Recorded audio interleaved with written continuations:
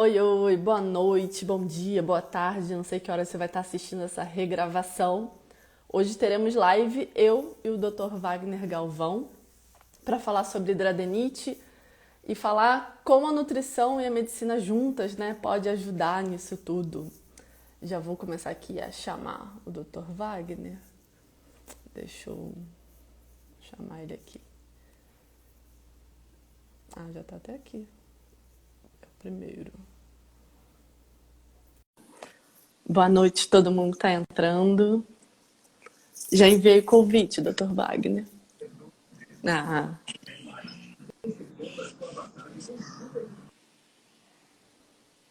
Ih, saiu. Calma aí. Vou chamar novamente.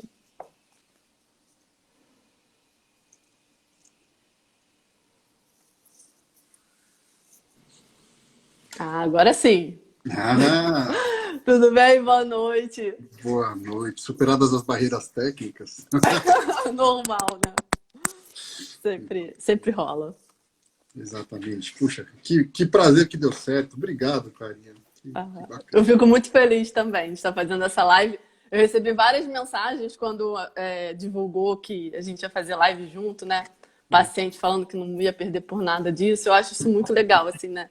Mostrar confiança tanto em mim quanto em você. E a felicidade dos dois estarem nessa conversa, né? Que é tão importante. E eu acho que foi o que a gente andou conversando, né? Nas últimas semanas. Como é importante esse link, né, do médico com o nutricionista, principalmente para o tratamento dar certo, né? Eu acho que o tratamento multidisciplinar sempre é o melhor caminho mesmo. E a gente está numa doença que, por excelência, é uma doença multidisciplinar. Olha, Sim, poucas doenças eu consigo ver tanta coisa intrincada, mexida junto. E é engraçado, né? A gente até brincou, puxa, como é que a gente vai chamar a live? É o encontro de dois mundos, que não deviam ser tão sim, longe, devia ser mais pertinho, né? sim, com certeza. E tantas vezes fica tão afastado, né? Assim, eu acho maravilhoso quando existe essa possibilidade dessa troca, né? Assim, deu inclusive me sentir à vontade para tirar as minhas dúvidas com você, para poder ajudar melhor os pacientes e vice-versa, né? É, Porque é é, isso, é cada um no seu mundo, né? então, é engraçado, né? E eu brinco, às vezes o paciente não lê o livro. Tá tudo ligado. É que a gente acabou segmentando o estudo das coisas, mas lá no meio tem uma pessoa, né? Que tem Sim, todas essas facetas se ligando. Então, putz, será um prazer. E eu também, assim, me permito atirar as dúvidas, que é um mundo novo para mim. É um mundo que, assim, sim, sabe, a gente sabe que, fala, ó, e a gente tem muito paciente em comum, né? E o pessoal sim. fala, ó, melhorou, é legal, tal, mas, pô, são as mágicas da carinha lá, ela que sabe disso aí, eu que não sei. E por várias vezes eu também, assim, aqui no Instagram brotam umas perguntas de remédio. Eu falei, gente, não faço ideia, assim, que pomada passa, o que acontece com mira. Eu falei, gente, isso não é a minha área, né? Então, assim, poder contar e poder perguntar também, até para ajustar tratamento, né? Assim, exatamente para onde, qual é a via que esse medicamento usa, porque aí eu posso pensar em como eu posso otimizar essa via para que o medicamento faça mais efeito. Será que eu posso mexer em alguma coisa que esse medicamento vai ter um potencial maior para esse paciente e o resultado vai ser melhor? Então, começa a abrir lacunas que eu também começo a até ir atrás de pesquisa e de estudo para saber como que eu posso melhorar o trabalho dos médicos também, né? Assim, será que tem alguma coisa na minha parte que eu possa fazer para otimizar esse resultado? Então, Não, acho que esse trabalho é sempre assim, né? e vice-versa, por exemplo, existe um conflito dentro da própria medicina, porque até tem um aspecto histórico, né? A hidradenite supurativa é uma doença que por muito foi negligenciada e renegada, porque existe uma frustração muito grande. E essa frustração, assim, a gente recebe o paciente com um problema muito sério, extremamente desafiador e Sim, com uma escassez do que oferecer para o paciente. E ficava aquela coisa, tem todos os problemas intrínsecos da patologia, né? E muitas vezes ela foi vista também na medicina por formas separadas. Então tem o pessoal que só opera. sim, E hoje subiu muito o tratamento clínico. E às vezes a gente vai em congresso internacional e o pessoal dá pau, como se fosse separado. Não, não, é junto. Junto, É isso por sim. causa disso, aquilo por causa da outra coisa. E existem várias, todas essas facetas, né? E eu não sei até o quanto você já ouviu essa história, eu conto muitas vezes para os pacientes do aspecto histórico. O Mira, ele meio que caiu por acaso, ele não foi desenvolvido para isso. Ele é o maior blockbuster da história da indústria farmacêutica do mundo. Ele trata hoje, ele tem 22 indicações na bula, ele trata muita coisa. Aqui no Brasil a gente usa ele desde o começo dos anos 2000, 2005, 2004, para outras coisas. Só que a gente descobriu que ele é bom para hidradeniite por um acaso. Por um paciente lá em 2001, e não foi nem com Mira, foi com outro remédio, que estava tratando Crohn e descobriu que melhorava. Aí abriu uma chave, falou assim, pera, será que esse negócio melhora? Porque tem uma associação com Crohn. E daí surgiu uma estrada que a gente está começando o caminho. É muito interessante essa história, né? Assim, de como esses medicamentos acabam sendo feitos por uma coisa e a gente começa, na prática clínica de vocês, a ver essas vias, né, acontecendo e sendo usado para tratamento de outras patologias, né? E é o que Era você um falou, remédio que né? foi desenvolvido para choque séptico. E não serviu para Nossa, choque séptico. isso eu Aí não ele sabia. entrou para artrite reumatoide. O nome, o MIRA, é um acrônimo para falar a palavrinha de artrite reumatoide. Então é Human Monoclonal Antibody for Rheumatoid Arthritis. E o MIRA. E ele virou isso. Aí, da artrite reumatoide, ele foi para a doença de Crohn, retocolite, e para psoríase e artrite psoriásica. Da psoríase, ele entrou, e eu tinha um ambulatório só de psoríase. Quando viu que Olha. servia para hidradeniite, é ótimo.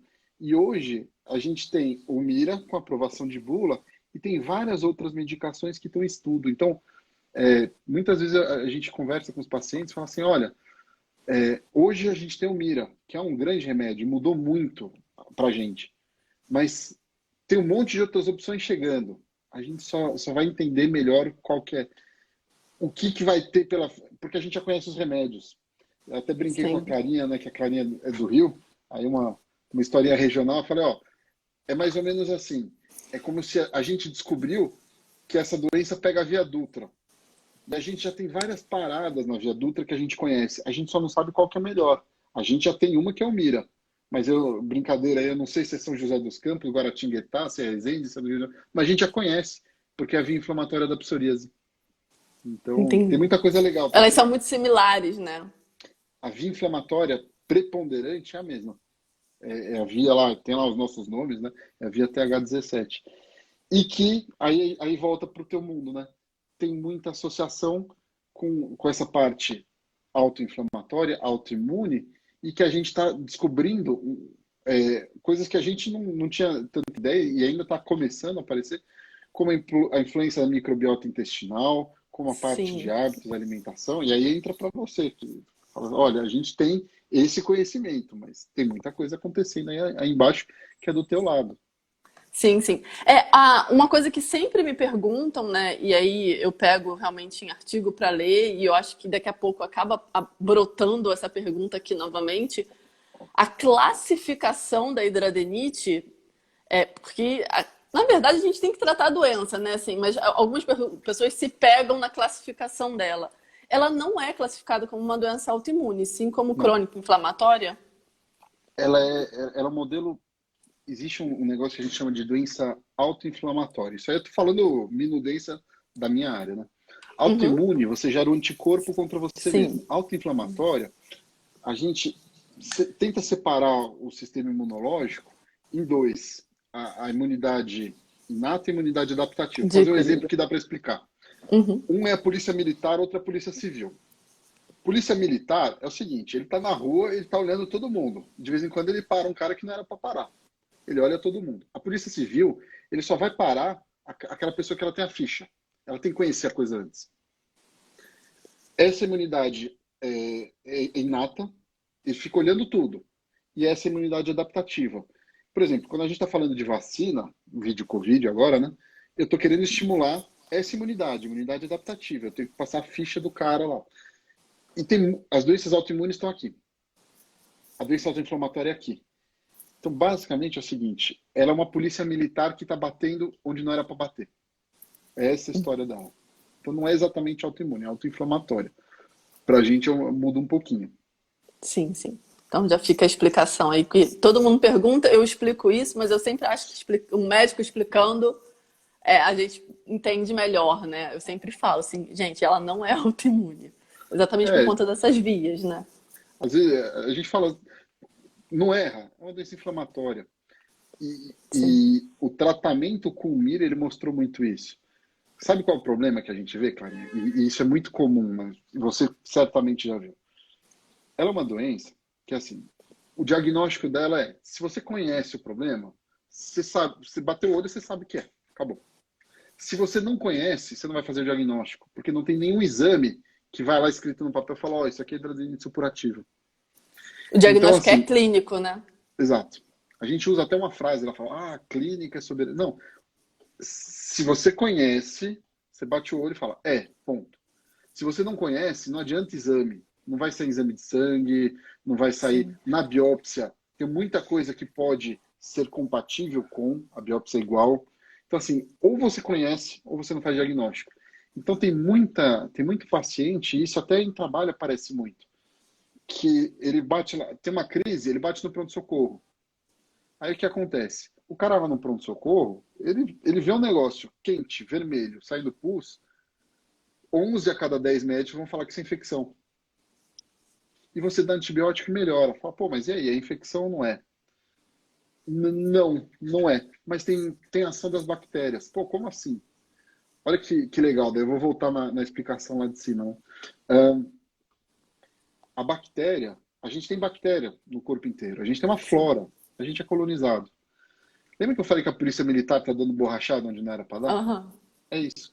As bactérias que são flora natural da gente, elas acabam estimulando um sistema, a parte da imunidade, que está dando borrachada onde não era para dar.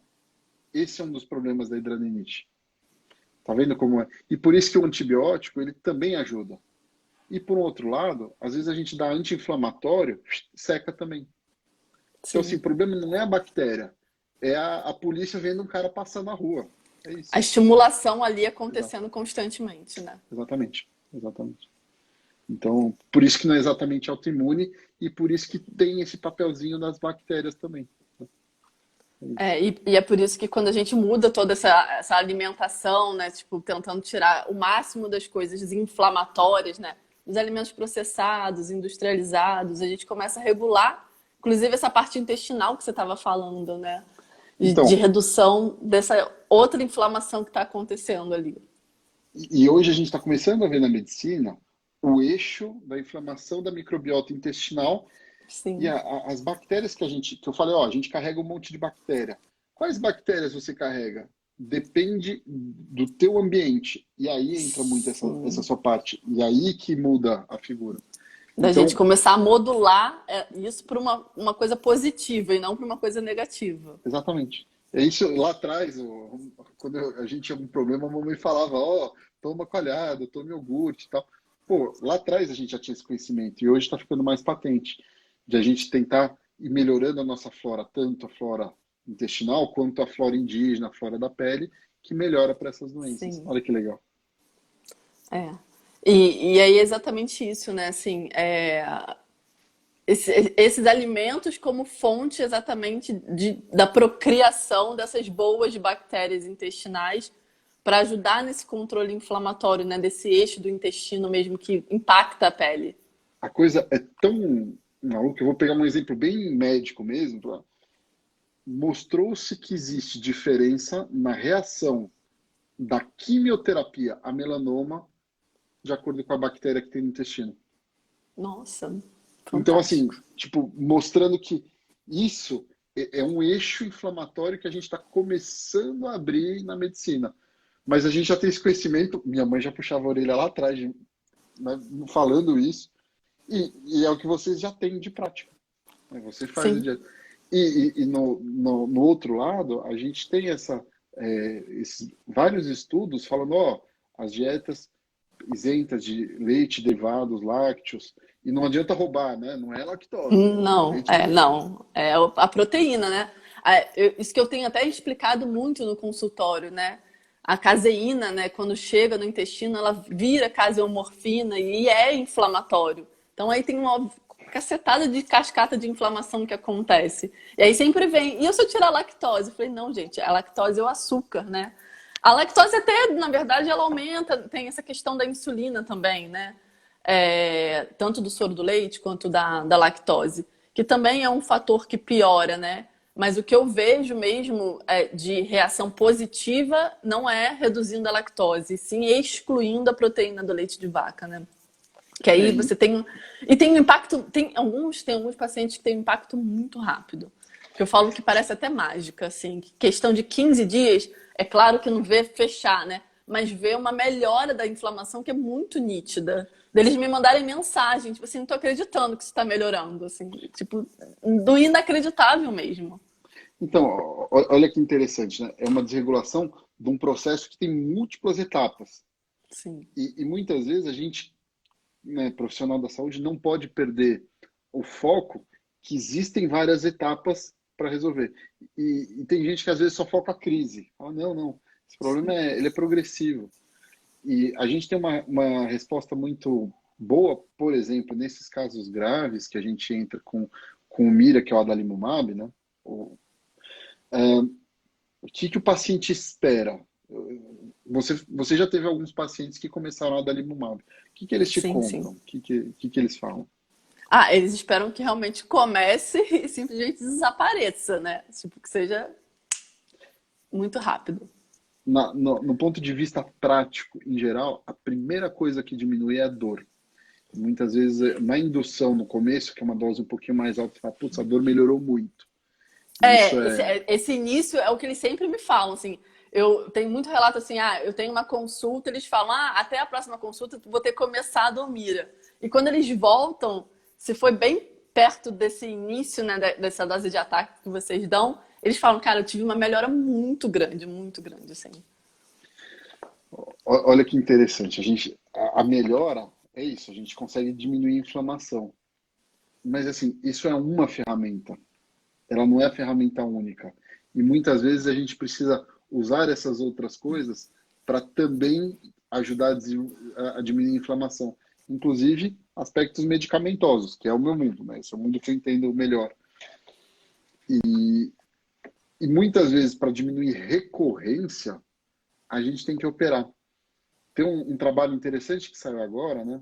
Mostrando, eles pegaram uma turma e fizeram placebo, uma turma e fizeram mira, e operaram todo mundo. Um dos aspectos que para mim é muito interessante é o seguinte: o cara que você fez placebo não deu remédio, quando você opera, ele melhora a outra área, porque você diminui carga inflamatória. Hum. Então, assim, você diminuindo o tecido que está lá, com fístula, com Inflamado? canais, com inflamação, você não é que você só diminui a chance da recorrência local. Por isso que a gente, quando pega esse caso, por mais que você, clinicamente, você dá uma baita de uma controlada, você consegue melhorar, você fala, ó, esse lugar que está voltando, que tem lesão que fica indo e voltando, você precisa operar. Porque você melhora o resto também. Olha, É uma melhora global, né, do exatamente. estado de saúde do Então, paciente. assim, nas diretrizes, a diretriz médica ela fala três coisas. Modificação de estilo de vida, que é a tua parte. Sim. Assim, pô, tabagismo pra gente, assim, a gente não consegue medir o efeito tão grande assim quando para. Mas é óbvio a associação em boa parte das Sim. pessoas. Então, cara, para. Se pelo menos deixa de piorar. Perder peso, alimentação, tratamento clínico e cirúrgico. O cirúrgico, às vezes, nos casos leves, superficiais, pode ser peeling, pode ser depilação, pode ser alguma coisinha bem pequenininha. E nos casos maiores, tem cirurgias maiores. Sim, sim. Mas, assim, aquele tecido lesado, cara, tira, melhora. E não é recortar a pessoa, não é picotar todo mundo, pelo amor de Deus. É isso. E às vezes tem gente, pô, eu tô com um caso bem grave, assim, o cara operou 22 vezes. Nossa. Tipo, talvez não seja essa estratégia. Eu preciso controlar alguma coisa sistêmica, né? Melhor. Eu vejo também algumas vezes, assim, pacientes que começam o Mira, e aí, por conta dessa melhora significativa no início, eles chutam um balde na alimentação. E aí volta a piorar, porque não entende exatamente isso que você estava falando, assim. E, na verdade, é um tratamento que não é pontual. A gente não tem que Não? pensar na crise, a gente tem que pensar no contínuo, né? Na E, evolução, né? e alimentação, eu sempre falo isso para eles. Ah, mas eu parei e não melhorou, eu comecei e não melhorou alguma coisa que eu dei. Eu falei, gente, isso não é remédio. A alimentação, ela precisa ser um hábito. Então, assim, não é. Alguns pacientes têm uma melhora incrível em 30 dias, mas outros vão ter essa melhora incrível em 90. O corpo reage diferente à alimentação, porque isso vem muito de uma história pregressa do paciente, né?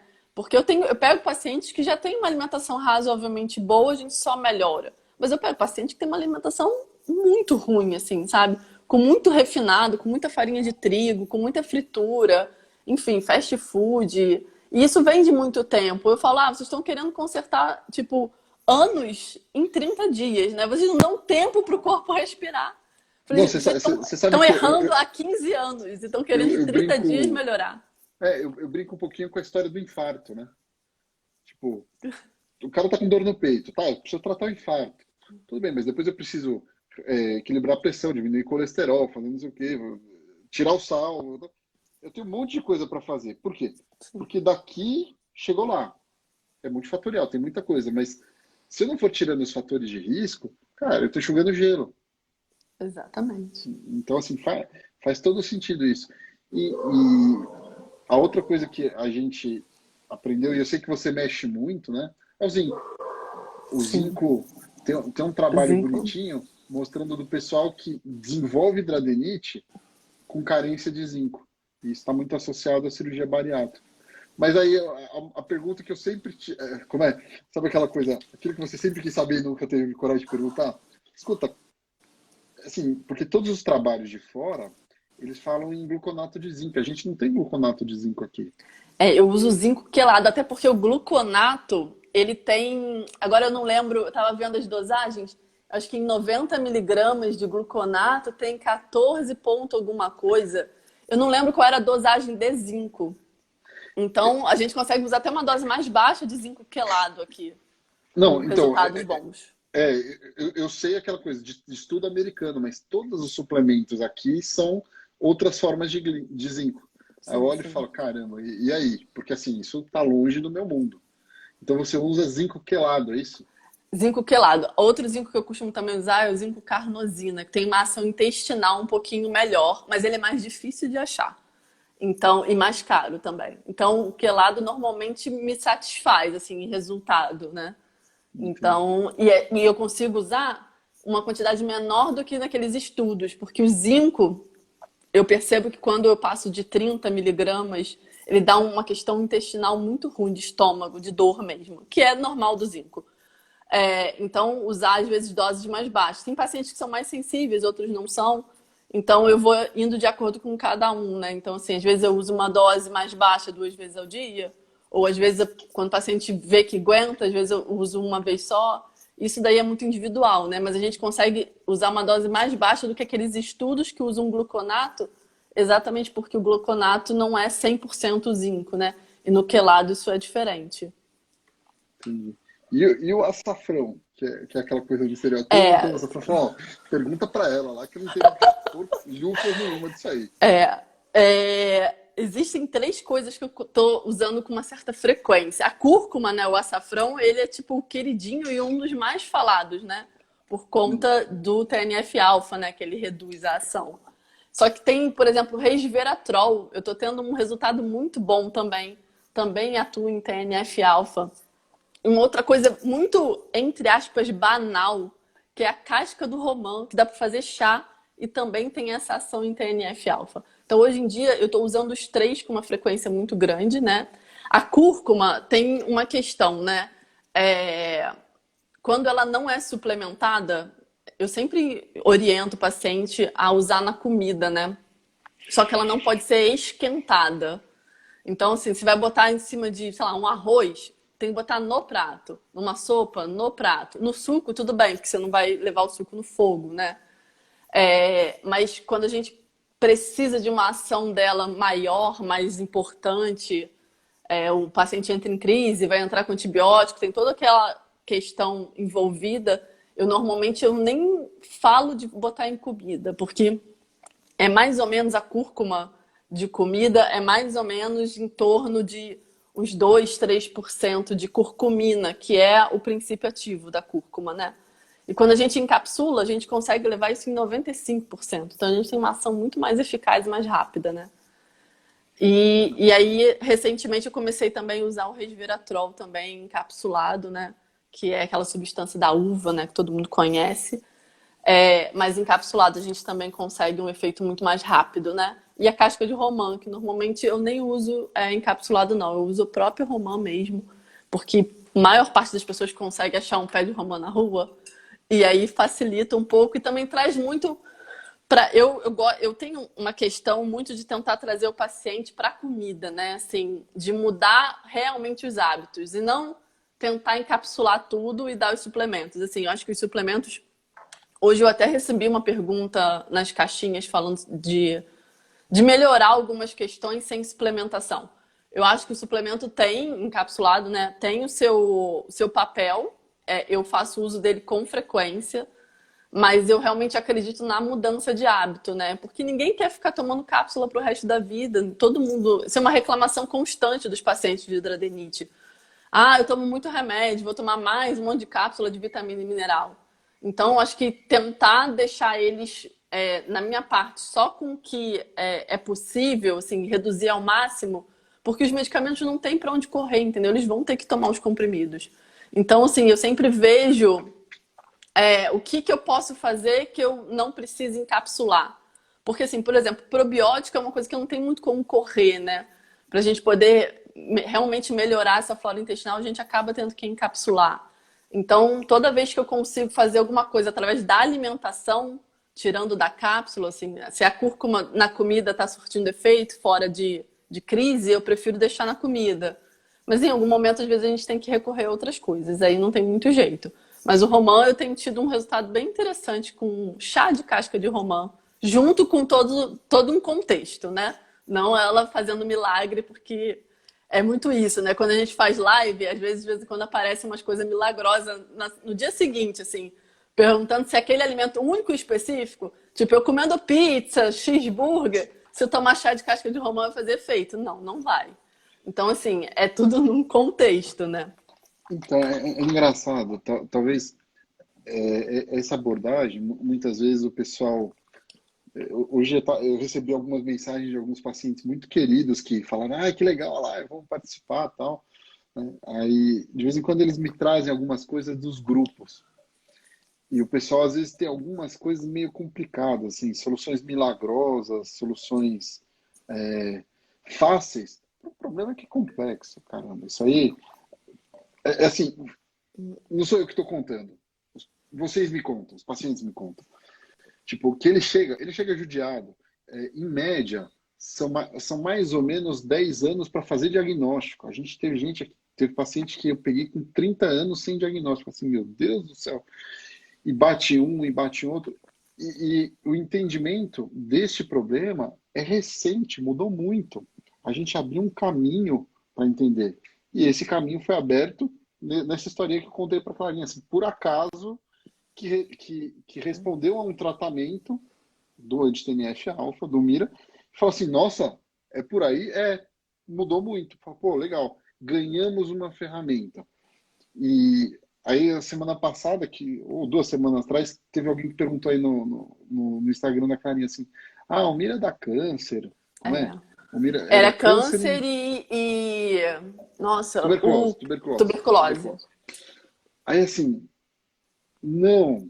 Aí até uma menina mandou no privado assim que eu postei um vídeo para responder e a besta aqui que não o Instagram não sei nem abrir, eu peço desculpas nisso.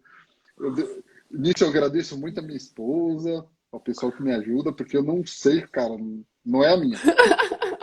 É assim, ela falou, putz, o vídeo cortou. Eu falei, caramba.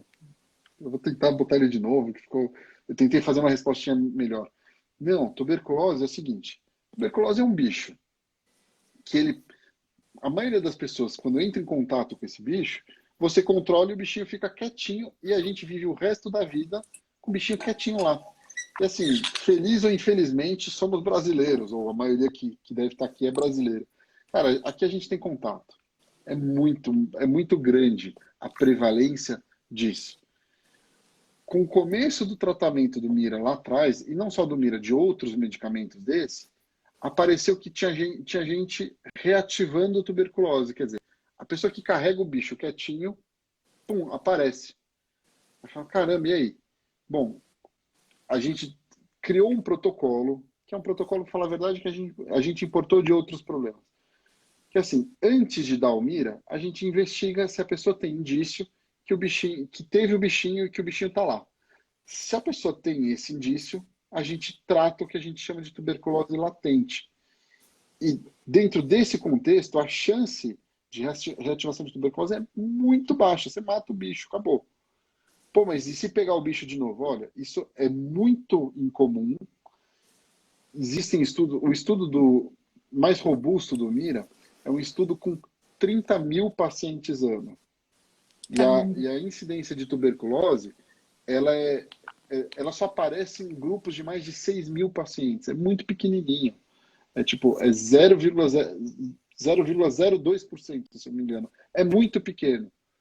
Mas a gente tem que tomar cuidado. Então, sempre quando vai entrar o remédio, a gente rastreia isso. E se tiver positivo, trata. Câncer é o seguinte, eu falo esse mesmo estudo de 30 mil pacientes ano.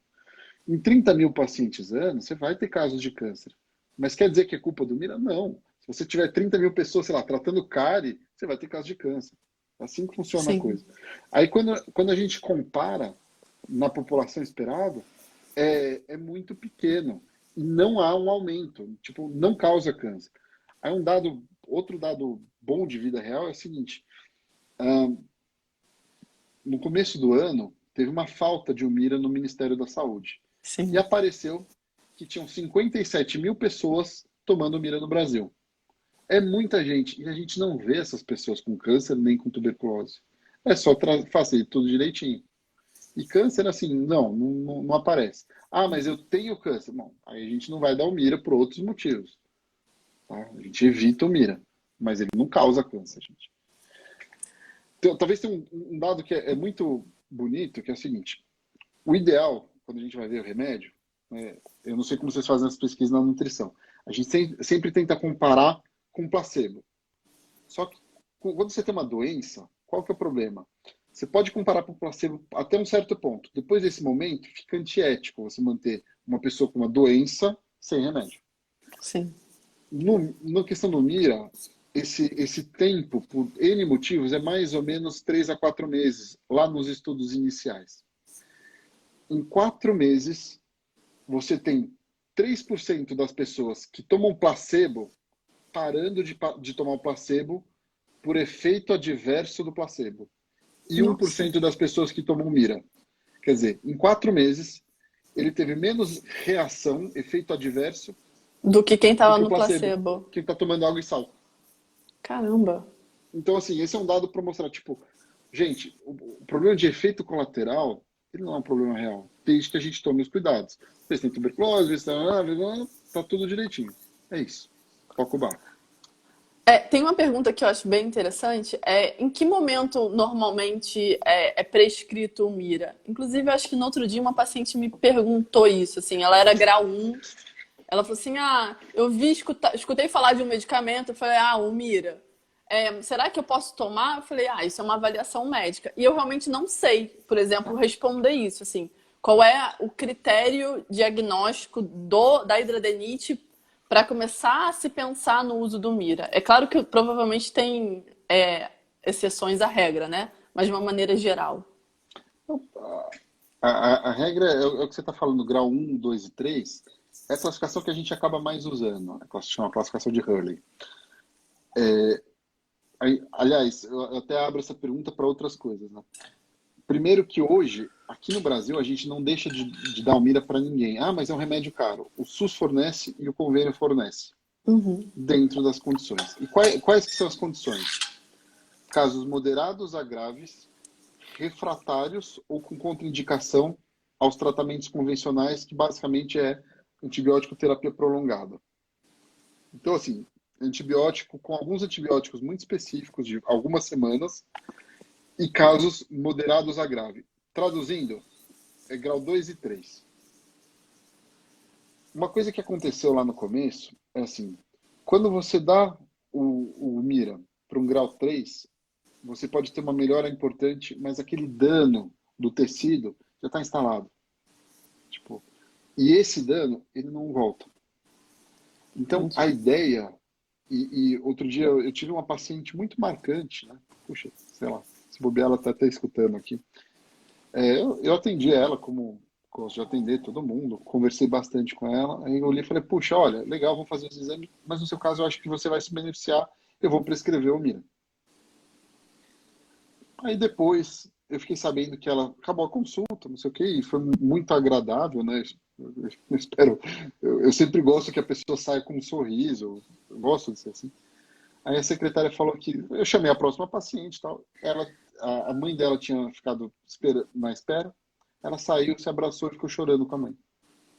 Não entendi nada. Poxa, gente. Aí muito depois, aí eu peguei e liguei para ela depois, falei, puxa, tudo bom, tá, o que aconteceu?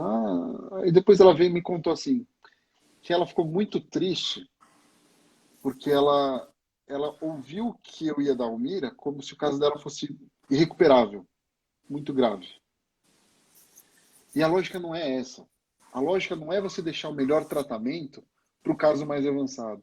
É que você use ele no momento oportuno para evitar que ele fique muito grave. Porque se usar ele no caso muito grave, talvez o benefício não seja tão grande. Então, assim, o que a gente entendeu desde que começou a usar o Mira? E lá no começo, a gente acabava usando para casos mais avançados. Cara, eu estou usando errado. Quando eu uso antes, eu consigo manejar esse cara melhor E não para deixar que progrida, evitar que né? ele fica muito. Então é exatamente isso. É pensar em, intervir antes que ele fique muito grave. Possivelmente não no grau 1. Grau 1 a gente tem outras coisas. E tem outras coisas para fazer. Às vezes a gente mexe no eixo hormonal. Volta naquilo que você estava falando lá, de insulina. ah, nas pacientes, isso é mais comum em mulher, tá? Mas assim, é muito difícil a gente ter uma senhorinha idosa com hidradinite ativa. Tipo, a doença cansa de você. E isso reflete a parte hormonal. Quando a gente começa a ter uma diminuição da produção de hormônios, a hidradinite geralmente cede e vai embora. Principalmente para as mulheres. Para o homem não é tão assim. Por outros motivos, né? Mas às vezes a gente mexe nisso para evitar que você fique progredindo.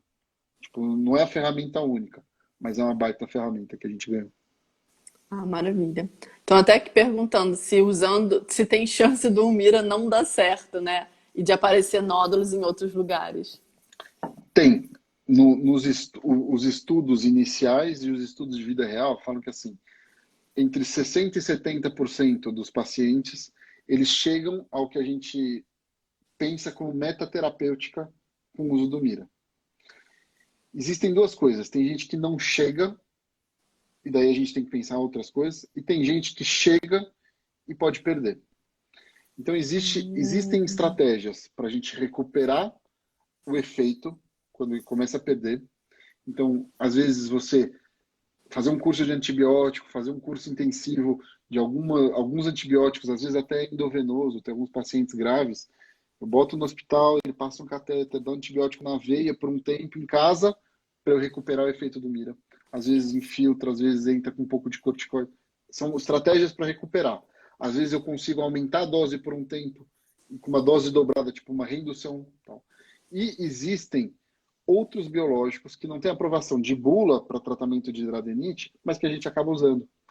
Essa historinha da Viadutra é porque tem outros remédios que a gente já usa para psoríase e eu tenho alguns pacientes com hidradeniite usando eles porque ou falharam no Mira ou tem contraindicação e não pode tomar por algum motivo. O paciente, por exemplo, tem doença desmielinizante, não pode tomar, a gente usa outro caminho. E funciona.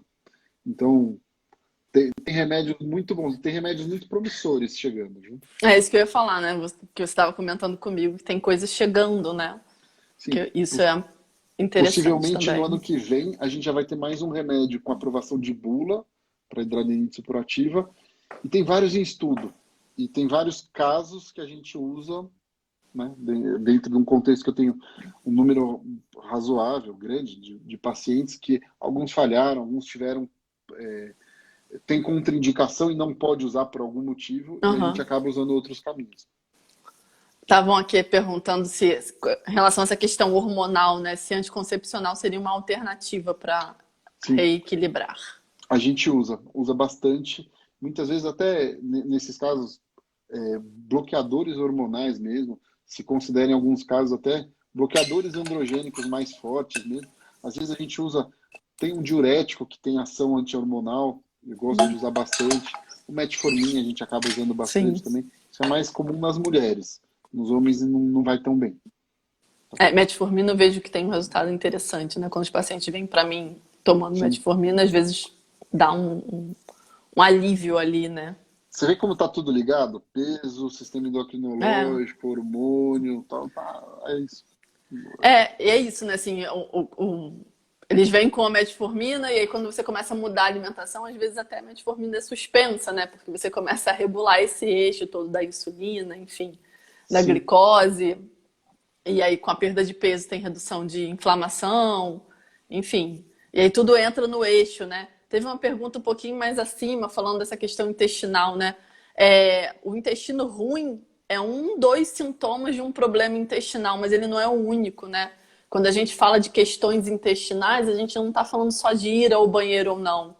É claro que diarreia e prisão de ventre, os dois extremos, é um sinal que alguma coisa não está funcionando. Mas a gente também fala muito de captação de nutriente, né? Eu tenho muito hábito de pedir exame e eu vejo, assim, às vezes um paciente super comendo bem e quando a gente pega o exame tá muito ruim. Então, assim, tipo, tem alguma coisa ali acontecendo, aquele paciente não tá captando o que tá comendo, né? Ou tem uma demanda aumentada daquele nutriente que é comum em problemas inflamatórios, né? Você tem uma demanda de nutriente maior. Então, assim, tratar o intestino vai muito além. Isso é uma coisa que eu sempre falo no consultório, falo em live. Tratar o intestino vai muito além de você falar pra mim que tá fazendo cocô todos os dias, entendeu? Que tá tudo bem, não tem nem prisão de ventre nem diarreia. Então é uma coisa um pouco além do que desse básico, né?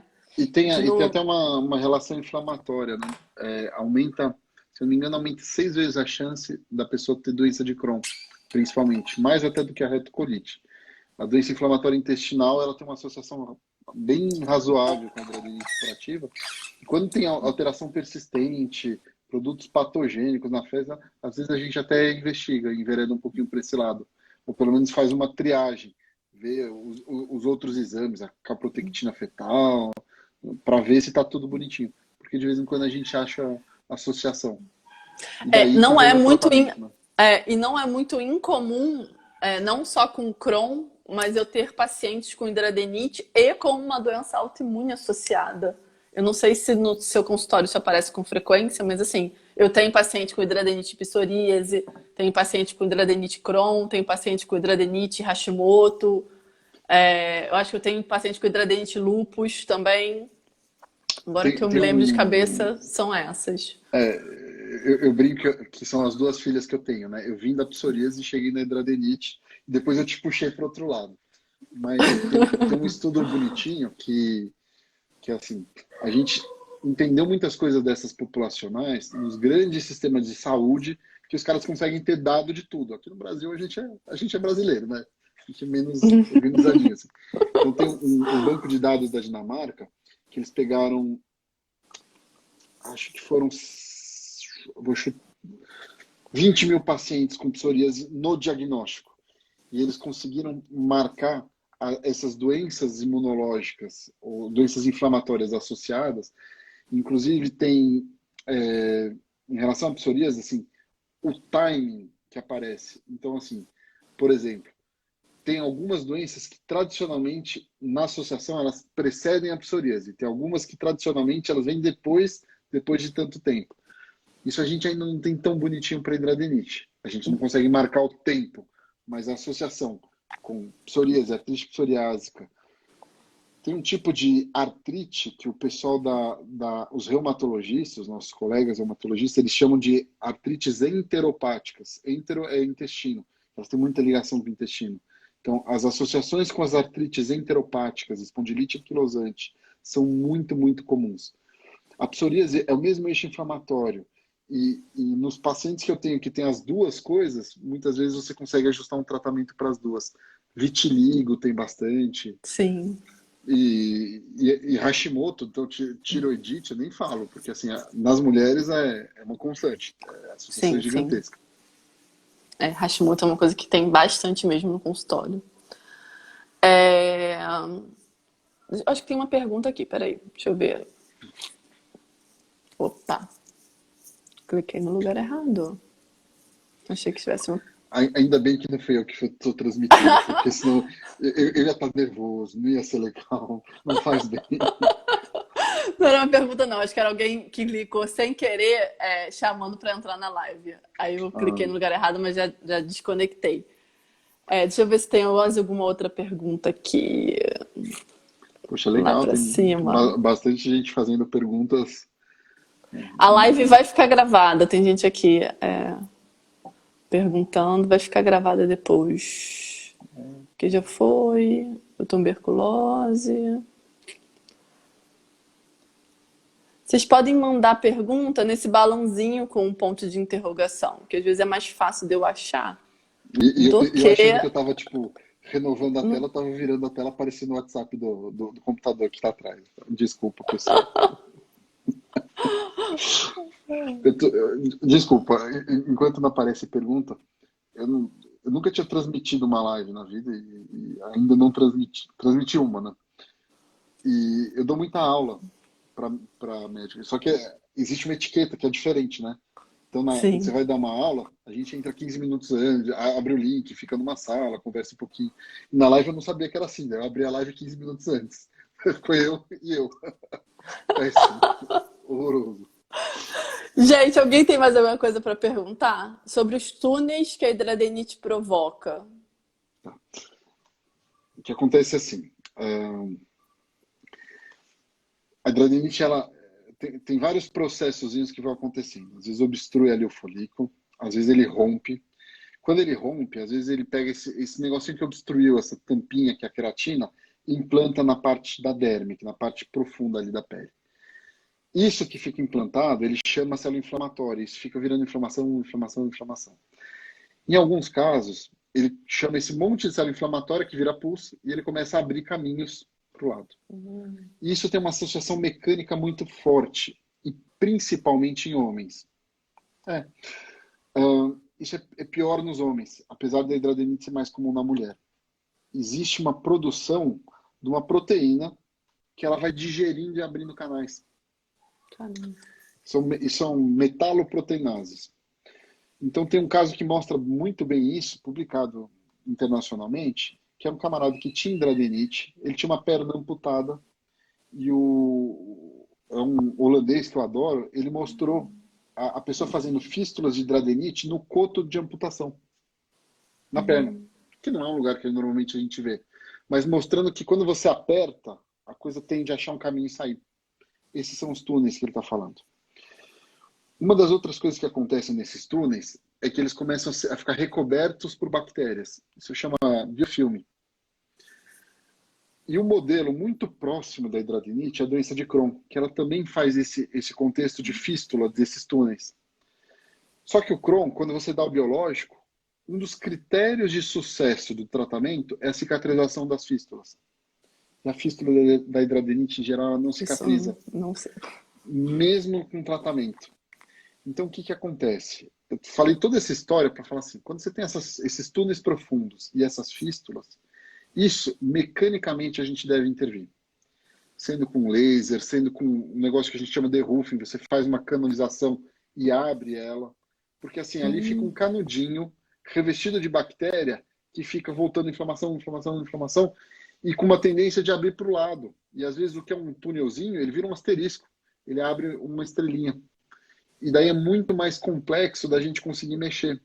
Esses são os casos que a gente chama do grau 3 que quando a gente tem que operar é muito mais difícil, porque às vezes é uma área, né? Então, em vez de você tirar uma coisinha que é um filetinho, uma coisinha linear, às vezes é um blocão.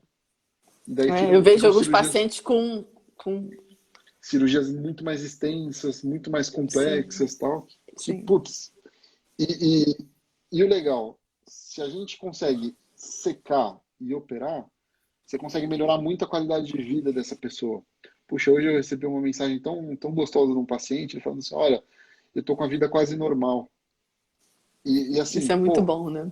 exato. Um cara jovem, cara, bacana, auge da idade. É aquela coisa, eu quero que ele jogue basquete. Mas antes ele tava com, tipo, ele não conseguia mexer o braço. Agora ele já levanta, tá fazendo físio. Ainda não tá normal. Mas eu sei que dá para melhorar. Mas, pô, resolver esse tecido desses túneis, dessas fístulas, é fundamental para mexer na hidradinite. Porque senão a gente fica enxugando gelo. Não funciona.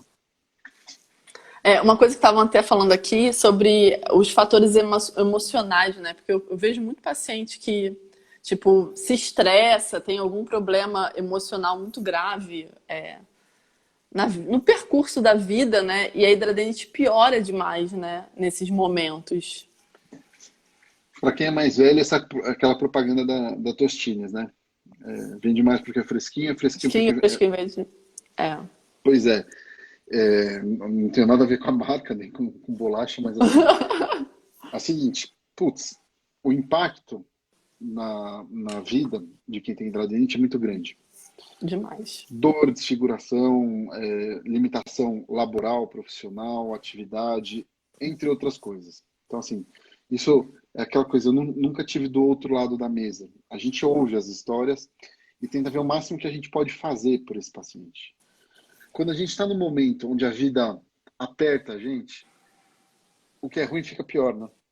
Sim. Imagina, você tem que carregar a vida, que muitas vezes já é difícil, mais esse fardo. Então, assim, eu não sei o que vem antes. Aí É. fica essa história, putz, ah, esse estresse, ele piora a hidradinite?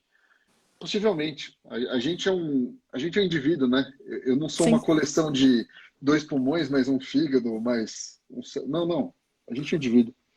E quando você E sai não das... dá para separar em caixinhas, né? Tipo, agora eu abri a caixinha de não sei o que, abri tipo, tá tudo ali misturado, acontecendo ao mesmo tempo. Isso, e quando você tem uma desarmonia, um desequilíbrio, isso aí provavelmente se reflete em múltiplos aspectos da vida. A gente Sim. sabe disso. Mas em termos práticos, como é que eu vou fazer?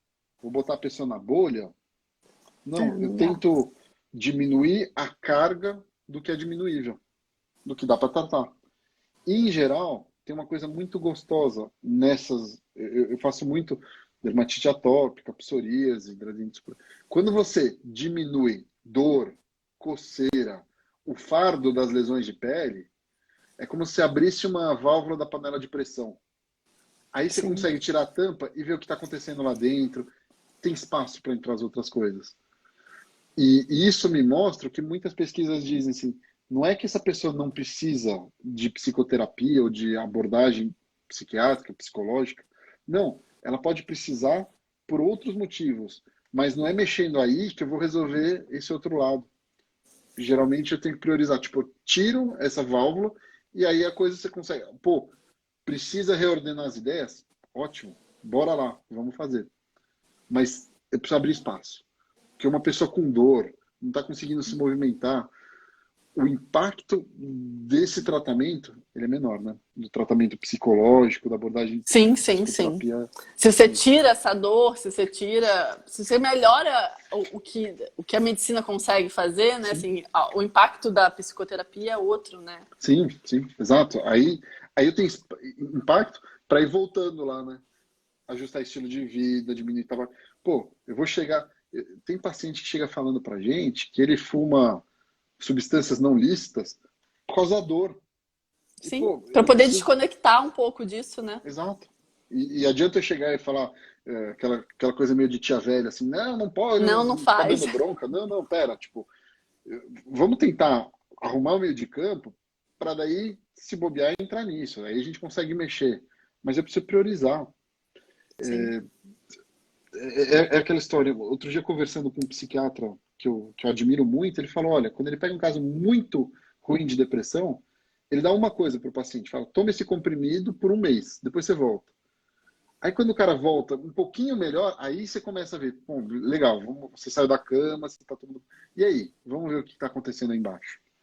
Mas você precisa do mínimo de espaço para isso, né? Tem que dar o Dor, chute inicial, né? Para exato. depois consertar as outras coisas, né?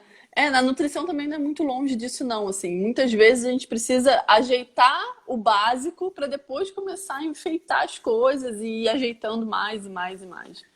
Eu não Porque sei se se não você. faz o básico, né? Não tem como fazer. E provavelmente você tem essa visão que às vezes a gente tem dificuldade de entender assim, ó, curto, médio e longo prazo. Porque assim, o impacto da nutrição não é no curto prazo.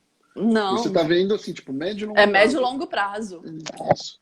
E eu não posso perder esse foco com o paciente. Então, quando eu falo, ó, vou operar, às vezes a gente até assusta o paciente, mas não, não, não, calma, isso é médio e longo prazo. E se você não quiser, eu não vou correr atrás de ninguém com bisturi, calma.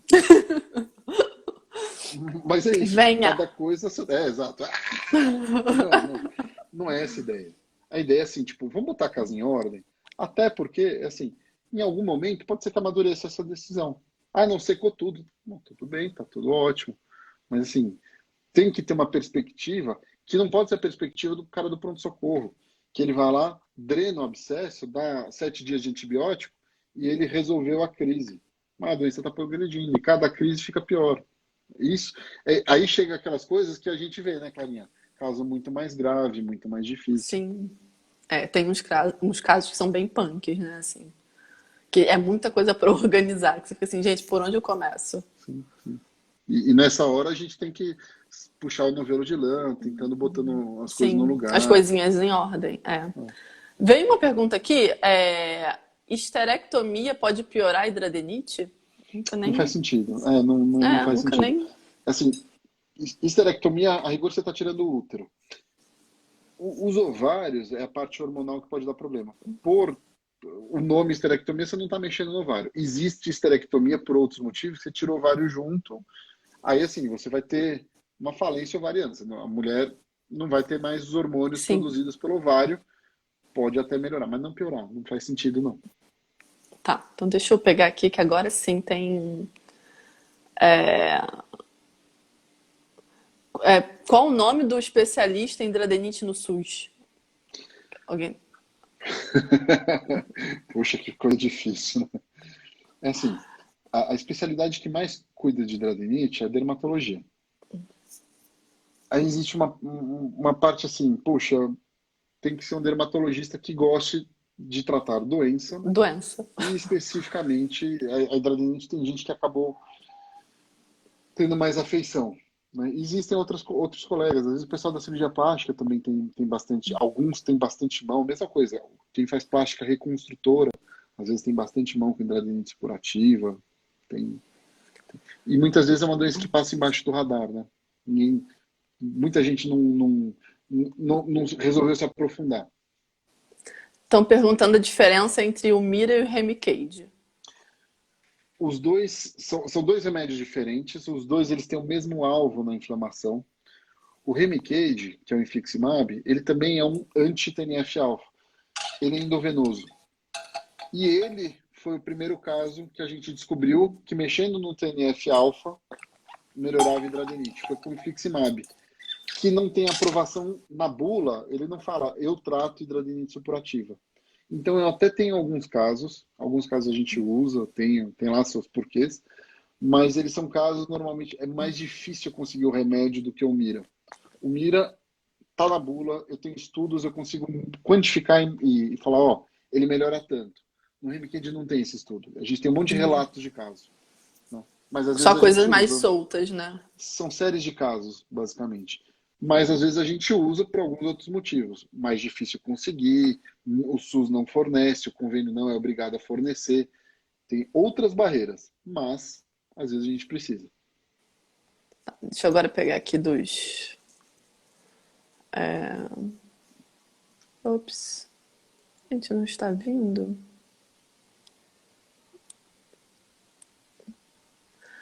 Ah, ó, vamos botar aqui. Cadê? Estão perguntando onde você atende, telefone e endereço. Será um prazer. O consultório fica ali na frente do Sírio-Libanês, né? Que eu faço bastante coisa lá no Sírio, no Hospital Oswaldo Cruz. Tem aqui no Instagram o contato do consultório, deixa aí, né? Mas é 3231-1142, mas está lá no Instagram. No Instagram É, tá assim, bonitinho. quando vocês entram no Instagram do Dr. Wagner, logo na biografia dele tem os números, todos os números do consultório dele e endereço, inclusive. Aí Muito eu acho que é obrigado, mais Thaís. fácil. Muito Vocês dão obrigado. um print lá depois. Obrigado. Deixa eu ver que tem mais pergunta. Eu tenho uma novidade aqui no forno, que eu vou dar o spoiler aqui, mas a gente vai conseguir montar A gente teve uma sinalização de uma diretoria de um grande hospital em São Paulo que a gente vai montar o primeiro ambulatório dedicado à psoríase e hidradenite supurativa e vou ser um dos Ai, que coordenadores. maravilha Tá isso. no forno, já, Tá no já, já forno. nasce, já nasce. Vai ser uma maravilha, né? Assim, esses ambulatórios eu acho que é uma experiência maravilhosa que normalmente A gente vai conseguir acontece, fazer uma né? coisa legal multidisciplinar, dentro da hidradeniite, com uma ligação muito grande com o pessoal da cirurgia plástica. A gente já tem Ai, um pessoal da cirurgia plástica que eu sensibilizei, puxei, falei, vem cá, me ajuda. Então, para cirurgias maiores, vai ser bem, bem bacana. estão perguntando assim se tem algum homeopático para hidradenite. Eu, Eu venho de uma família onde minha mãe é homeopata.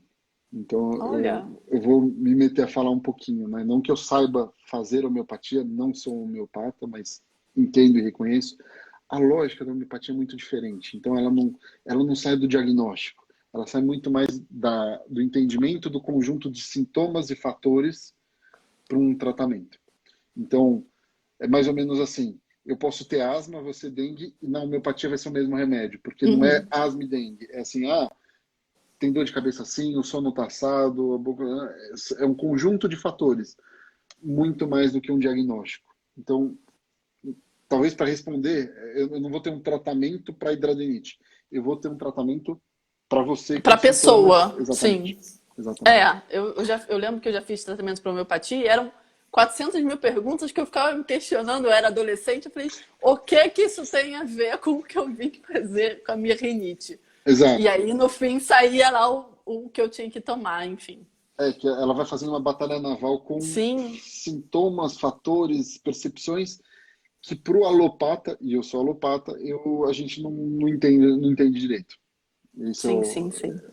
são dois É uma mundos. outra, Então, uma outra linha de raciocínio, né? isso. Apesar de ter sido criado a minha vida inteira e reconhecer o papel da homeopatia, eu brinco com minha mãe assim, na mesa de jantar vamos mudar de assunto. Calma aí que tem mais. Ah, cadê? Tem um aqui perguntando do grau de Dradenite Humira. Essa resposta, a live vai ficar gravada. A gente já conversou sobre isso. E aí depois é só dar uma assistida, porque o Dr. Wagner explicou com detalhes isso. Ah, isso aqui também já foi explicado.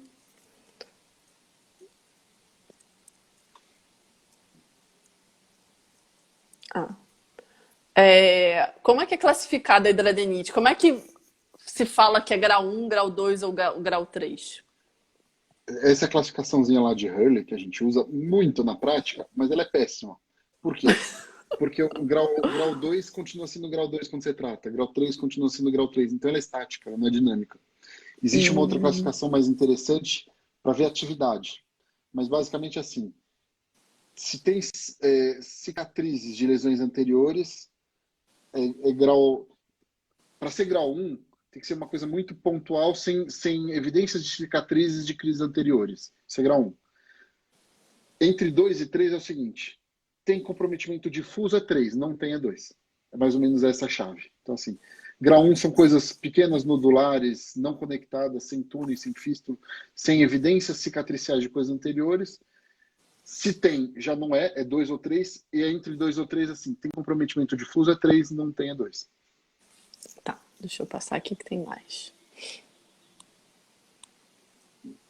Existem outras classificações que contam atividade, inclusive, olha que difícil. Quando eles foram fazer o estudo para o Mira, eles tiveram que desenvolver uma classificação para ver meta, porque a gente tem que saber quanto que o remédio vai melhorar. Eles desenvolveram, chama High Score, mas aí é too much, né? Demais.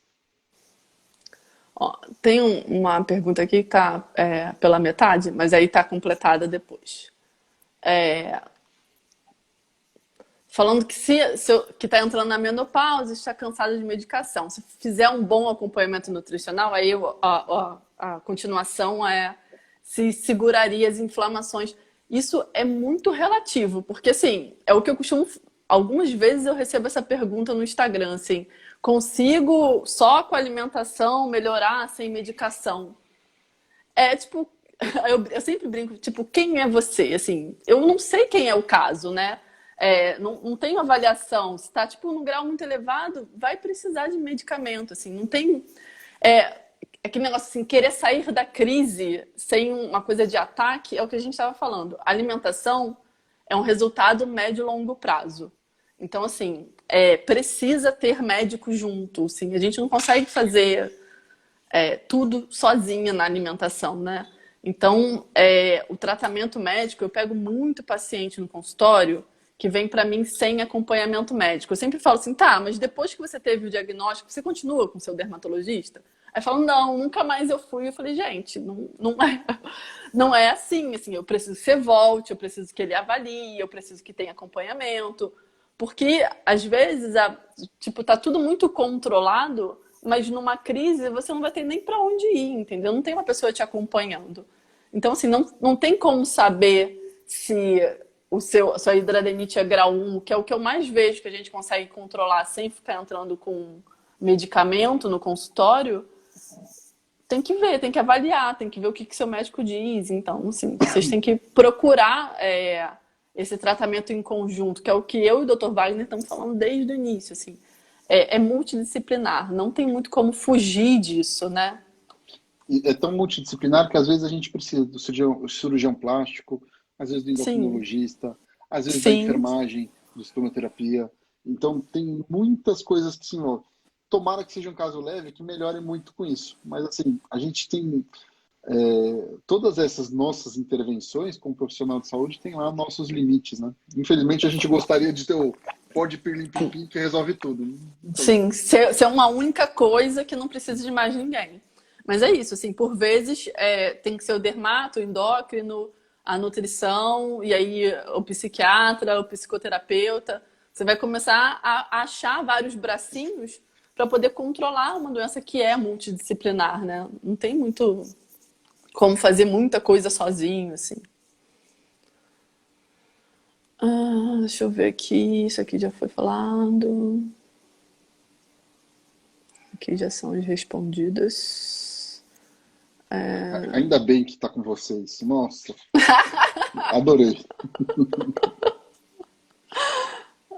Segundo a produção de sebo, o Dr. Wagner também já falou, mas existe algum modo. Deixa eu botar essa aqui. Sempre que falo de hidradenites com algum dermato, eles falam sobre a produção de sebo, piora a pele. E existe algum modo de parar ou diminuir o tal do sebo? O que é exatamente isso? E tem a ver com a pele ser oleosa? Então, aí eu vou entrar numa coisa, puxa, que bom, adorei a pergunta, porque ela me dá margem de falar uma coisa importante que eu não falei. A hidradente já começa no folículo pilosebáceo, é onde nasce o pelo e tem a glândulazinha de sebáceo do lado. E ela é uma prima irmã da acne. As duas causam obstrução desse aparelho, que é o folículo. O problema é o seguinte, a acne a gente trata muito bem com um remedinho que é a isotretinoína, o Rocutan, que ele mexe na glândula sebácea e ele diminui o tamanho da glândula sebácea. Só que ele melhora muito pouco a hidradenite. Eu não uso ele para hidradenite, a não ser que o paciente tenha muita acne, eu vou tratar acne. Ele não serve para tratar hidradenite. E muito dermatologista ainda dá. Por quê? Porque ele pega no folículo uma parte muito superficial, que não mexe na obstrução. Existem outros remédios que não tem aprovação para hidradenites supurativa, que você mexe na queratinização, que é onde dá o problema. Que talvez, em alguns casos, faça algum sentido. Um deles chama Neltigazon acitretin, que a gente usa para psoríase. Mas não serve para hidradenites. A hidradenites não é um problema de seborreia. Ela não dá tanto em... O problema não é a produção da glândula sebácea, é a obstrução da rolinha da queratina que fica no pelo. Então, assim, não... é um conceito meio torto, metade, ele não vai. Então, Eu assim, tenho vários pacientes. Pode falar. Não, então, muito paciente quando toma a isotretinoína e no Rocutan, ele até piora. Isso é comum. Eu ia falar exatamente isso, que tem alguns pacientes meus que falam, não, eu tomei Roacutan, melhorou todas as minhas espinhas, mas a hidradente continua exatamente onde ela tá, fazendo o mesmo problema de sempre. E às vezes até ela piora um pouco por outros motivos que eu não vou explicar, mas assim, não se usa para tratar a hidradenite. Isso é um conceito meio errado. Até, puxa, eu tenho colegas dermatologistas que às vezes ligam para discutir algum caso e perguntam, nossa, eu posso dar o Mira sem ter dado o Roacutan? Eu fico até com não, o Roacutan não dá. Não dá que dá ruim. Tanto que ele não está em nenhuma diretriz de tratamento de nenhum lugar do mundo. É uma coisa que eles foram estudar, ele melhora menos de 10% dos casos. E muitas vezes ele piora. Então, ruim. Caminho ruim. Tá, deixa eu ver se tem na caixinha, se tem mais alguma coisa.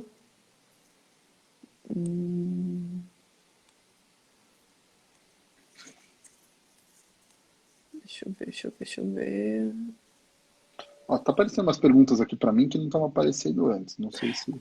Porque essas perguntas elas estão aparecendo na discussão. É porque para mim aparece uma caixinha de pergunta. Vamos responder as duas. Eles estão perguntando aqui sobre a operação, como que ela é feita? Depende do caso. Casos leves, a gente faz laser às vezes. Às vezes faz laser de tirar o pelo, às vezes de remover, às vezes remove só uma areazinha. Casos maiores, a gente faz cirurgias um pouco maiores, às vezes fecha primário, quer dizer, você abre, tira um pedaço e sutura. Às vezes a gente tira uma área inteira e ou bota um retalho de outro pedaço de pele, sei lá, pele da barriga, por exemplo, ou você roda uma ilhazinha de pele de outros lugares. Aí depende muito, assim, da extensão do problema, né? E um conceito é, eu não estou abrindo para tirar o pus. Isso não resolve. Eu tenho que tirar o tecido doente. É essa a lógicazinha. Então, Então, pode falar, pode não, terminar. não, manda bala, manda bala. Que estão perguntando aqui de depilação a laser, né? O quão isso melhora. Principalmente nas mulheres, e às vezes até nos homens, que tem área com muita pilificação, ajuda bastante. Axila e virilha melhora bastante. Pode fazer, recomendo super. As outras depilações traumáticas não vai tão bem, né? Aí, assim, o ideal é que você faça com alguém que tenha alguma experiência, porque normalmente é uma área mais inflamada, que às vezes tem os problemas de estar inflamado. Muitas vezes o pessoal não gosta de fazer, então esse é o pepino de depilar, mas eu sou super a favor. Aqui, vamos lá. Puxa, estou perguntando de indicação pessoal na Bahia. Hoje tem uma coisa legal que a gente consegue fazer muita coisa por telemedicina, mas basicamente o pessoal que gosta de hidradenites na dermatologia, se bobear, cabe nesse escritorinho aqui. Você conhece, a gente conhece todo mundo. Eu ia até falar isso, eu tô vendo aqui o pessoal falando de não encontra atendimento onde eu moro e tal. Gente, o Dr. Wagner faz online. Eu sempre, alguém manda essa, eu falei, gente, online. Pô, obrigado. Aí tem uma paciente falando assim, ó, doxiciclina funciona para mim, mas só durante o processo. E acaba voltando. Esse é um dos critérios que a gente usa para falha terapêutica. Às vezes um dos critérios que a gente usa, por exemplo, para o Mira. Ou, às vezes, a gente tenta outros antibióticos. A lógica do antibiótico, mesmo quando ela é prolongada, não é você dar para matar a bactéria e acabou. Não. É você deixar um tempo sem inflamação que você consiga cicatrizar aquela área e que ela fique uma área inativa. Essa é a lógica. Então, às vezes, a gente faz 4 meses de antibiótico, com antibióticos que deem para dar esse tempo, que não é todo antibiótico, no intuito que aquela área seque e você consiga manter sem antibiótico. Se você precisa de antibiótico o tempo inteiro, você precisa mudar a terapia. Estão perguntando do tratamento de ozônio para hidradenite. Então, o ozônio é sem evidência, pouca evidência, né? Ele existe muita controvérsia em relação se ele diminui a proliferação bacteriana ou inflamação. Eu particularmente não uso, não recomendo, não é uma coisa que eu gosto muito, não. Ah, brotaram mais 4 aqui na bolinha, calma aí.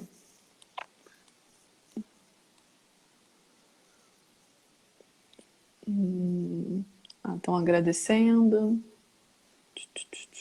Acabaram de perguntar do laser, já foi falado. Tem um paciente muito querido que perguntou aí em que idade começa a diminuir nos homens. A coisa assim, isso é muito mais para a mulher, para o homem ele é menos hormonal, tem menos essa relação. Eu gostaria de ter uma resposta diferente, mas a prática é essa. A mulher geralmente a hidradenite vai embora mais cedo. Tem um outro paciente que fala assim, ó, eu fiz um enxerto na virilha nos dois lados, mas ajudou pouco. Acontece, tá? Isso pode acontecer. Normalmente, quanto mais extensa é a cirurgia, quanto mais agressivo a gente é na cirurgia, menor é a recorrência local, melhor é o resultado. Então, muitas vezes, uma das coisas que acontece é, puxa, tinha que ter tirado um pouco mais. E que, às vezes, isso é um problema. Tem casos que a gente tem um problema logístico, meio Lego, precisa da peça para fechar, para montar e é complicado. Não quer dizer que tenha que operar de novo, tá? E não quer dizer que não foi efetivo e não melhorou, né? Às vezes é uma saída e às vezes eu tenho que mudar a estratégia. Talvez a estratégia, e isso é um dos problemas que eu vou falar para essa paciente assim, olha, hoje o que a gente tem de dado é a melhor estratégia é combinar as terapias, tá? Não é só remédio, não é só cirurgia, é combinar as duas coisas e a terceira via que é modificação de estilo de vida, parar de fumar, emagrecer, comer melhor, essas coisas que tem gente que faz muito melhor que eu. E é muito engraçado, né, esse negócio de alimentação, esse impacto, porque eu recebo muito paciente falando assim, o médico falou que não tem nada a ver, mas assim, a gente vê a melhora. E é engraçado porque, na verdade, tem artigo científico Tem, falando que melhora, né? Eu falei, gente, calma aí que a gente busca um artigo científico e pede para alguém ler. Porque, assim, a gente tem a prática clínica, né? sim, sim. Que é o que você estava falando, que tem medicamento que não está na bula, mas tem a sua prática clínica que você vê que funciona. E é o que eu falo, assim, gente, é a prática clínica, assim. Algumas coisas vocês vão vendo, a pessoa muda o estilo de vida, não tem como o corpo não responder. Começa a comer melhor, não tem como o corpo não responder. Se hidratar melhor, comer mais frutas, verduras, legumes. A alimentação está muito no industrializado, muito no refinado, muito no fast food. A rotina da pessoa também é altamente estressante, aí começa aquelas questões emocionais envolvidas, né? Muitas questões para serem resolvidas, outras coisas para dar conta, junto com a dor da hidradenite, com tudo que ela traz de problema, né? De limitação mesmo na vida das pessoas, né? Então, mais uma vez, é um conjunto de coisas que precisam ser feitas. E olha que loucura, né? Quando teve esses estudos com mira, eles tiveram que desenvolver uma ferramenta para medir o impacto. Aí eu fui uma das pessoas que fui discutir o Mira na Agência Nacional de Saúde Suplementar para o convênio incorporar e fornecer o Mira. Aí a gente foi ver tudo que tinha na literatura. E uma das poucas coisas que tinha era um artigo que, inclusive, quando a gente estava conversando nessa live, eu passei esse artigo para você. Era aquela do zinco com triclosan, com bucha de triclosan. Uhum. Porque não tinha estudo nenhum tentando quantificar o quanto melhora. A gente não tinha nada. A Sim. literatura era muito assim, tipo, ó, eu tive um caso e fiz isso e deu certo. Eu tive aquele caso, fiz aquilo e Sim. deu certo. Era muito isso. Então hoje a gente está começando a acumular nível melhor. E a gente conversando um pouquinho antes, eu e a Clarinha, a gente trocou uma bola e eu peguei alguns artigos que eu tinha lá no banco de dados dessa parte da dieta láctea, das intervenções de dieta, das intervenções em terapias não farmacogênicas para melhorar a hidradinite. E isso já tem bastante Sim, coisa na sim. literatura disso. Eu tenho pacientes fora do país, né? Brasileiros em outros lugares. E Eles falam muito assim da dificuldade, inclusive, de diagnóstico lá fora também, né? Porque eu já escutei de algumas pessoas, se eu não tivesse aqui, assim, mas às vezes o que eu percebo com esses poucos pacientes que eu tenho fora do país é que às vezes a dificuldade de diagnóstico lá é tão grande quanto aqui, né? Então, assim, também não achar que de repente você vai para um outro país e que isso vai ser mais fácil. Eu tive um paciente na Nova Zelândia que foi um inferno, o diagnóstico, o tratamento. Na Alemanha eu tenho paciente que também não é uma coisa muito fácil, assim. Inclusive, em todos esses lugares de fora, eles falam assim, você pode mudar o que for, emagrecer o que for, mas isso não vai alterar em nada. E nem o processo de emagrecimento eles acreditam que melhora. Então, talvez, bom, as pesquisas que mostram o atraso diagnóstico, elas são comuns em todos os lugares. Então, a pesquisa que fala em 12 anos em média para diagnóstico é holandesa. Eles falam em média em 14 médicos. Se eu não me engano, também é uma pesquisa holandesa. Mas tem isso em dados internacionais da literatura. Porque ela era órfã no mundo inteiro. Agora, outra coisa que é muito bacana, assim, os pacientes que eu tenho fora também, uma coisa que tem funcionado bastante geralmente nos países fora, tirando os Estados Unidos, esses países que têm medicina muito baseada no generalista, no clínico geral, a gente manda um relatório para eles, seja na Suíça, seja na Alemanha e tal. Geralmente, você fala assim, tudo bom, eu sou dermatologista, tal, sugiro isso, tal, considero isso. Geralmente eles topam. Até porque, assim, em geral, a gente resolve um pepino para eles que eles não... Sim. Então, em geral, vai bem. Dá para tocar numa boa. Maravilha. Alguém tem mais alguma pergunta? Ou podemos encerrar a live? O momento é esse, a hora é essa. Porque já estamos aqui, daqui a pouco... Foi bem Isso bacana. vai virar a série de Netflix, que já tem 1h20 de live.